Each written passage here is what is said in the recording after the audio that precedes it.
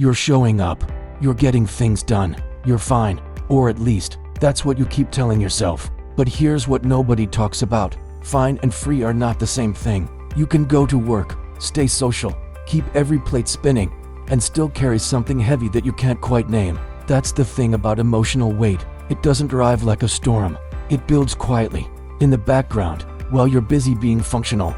A little tension here, a little numbness there, until one day, you're exhausted in a way that sleep doesn't fix, and you don't know why. So let me ask you something.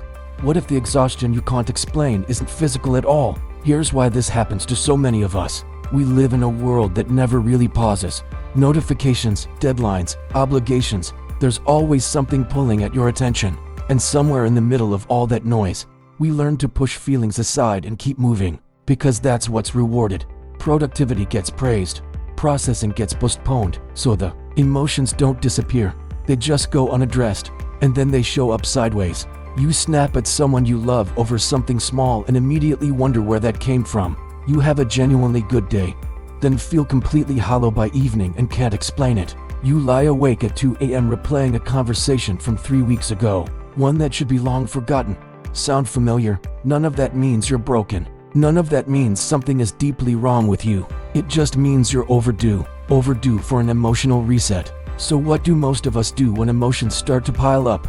We find ways around them. We scroll until our minds go quiet. We throw ourselves into work because being busy feels like being okay. We vent to a friend, feel slightly better for an hour, then wake up the next morning carrying the exact same weight. Or we just wait, because somewhere we were told that time heals everything. And to be fair, time helps. But time alone doesn't finish the job. Most people think staying busy means they've moved on. What it usually means is they've buried it deeper.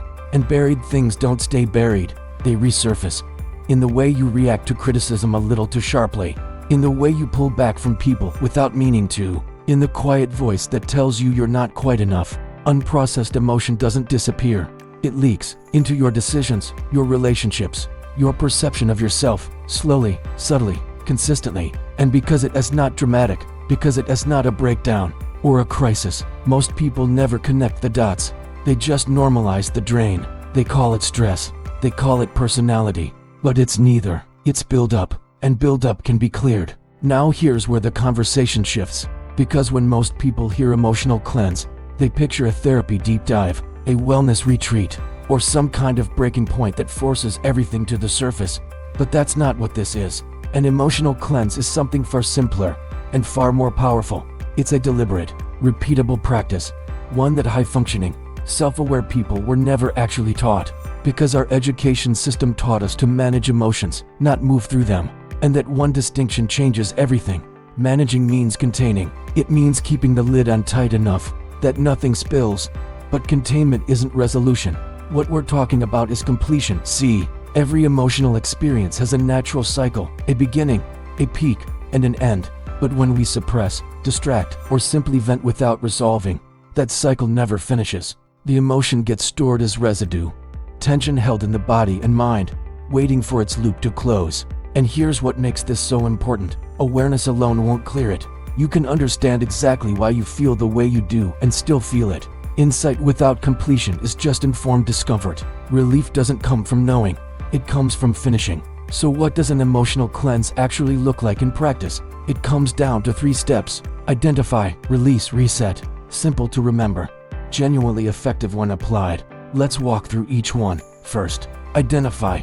This means going one layer deeper than the surface label. Most of us stop at I am stressed or I am tired and never ask what is actually underneath. So pause and get specific. Is it frustration, disappointment, a fear you haven't named yet? The more precisely you can label the feeling, the less power it holds over you.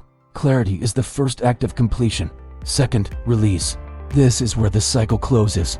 And release doesn't mean venting endlessly or forcing yourself to cry. It means choosing a specific, intentional outlet that moves the emotion through your body and mind.